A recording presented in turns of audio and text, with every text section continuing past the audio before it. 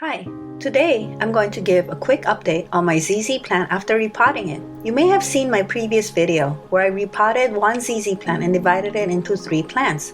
Well, here's an update 5 months later after dividing my ZZ plant. One of the ZZ plant did not survive the division. There are some important lessons to be learned. Don't make the same mistakes I did. Let's take a look at my ZZ plants. Here they are 5 months later.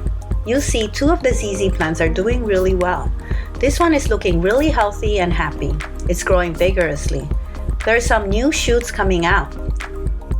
This second one also looks healthy and happy. There are also some new shoots sprouting. But look at the third one. It doesn't look healthy. In fact, it's borderline dying. The leaves of these branches fell off and wilted away. Now there's only one branch left.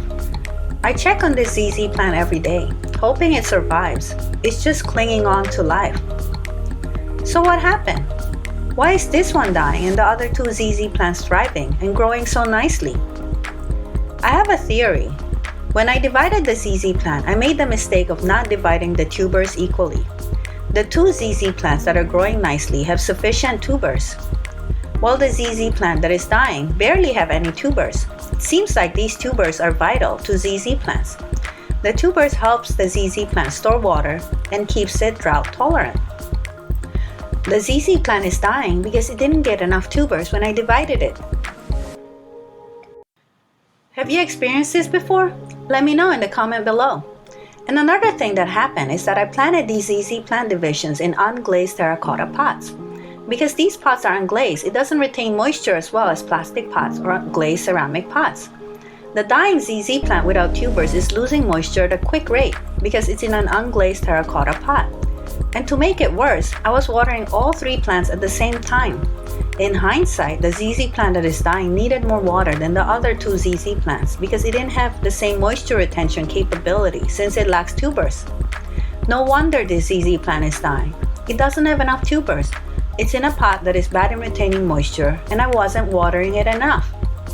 So what I actually did when I realized this is I increased my watering frequency and I moved the dying ZZ plant to my bathroom. I think the increased watering and the humidity in my bathroom is helping. It stopped shedding its leaves and for the most part the leaves are still green.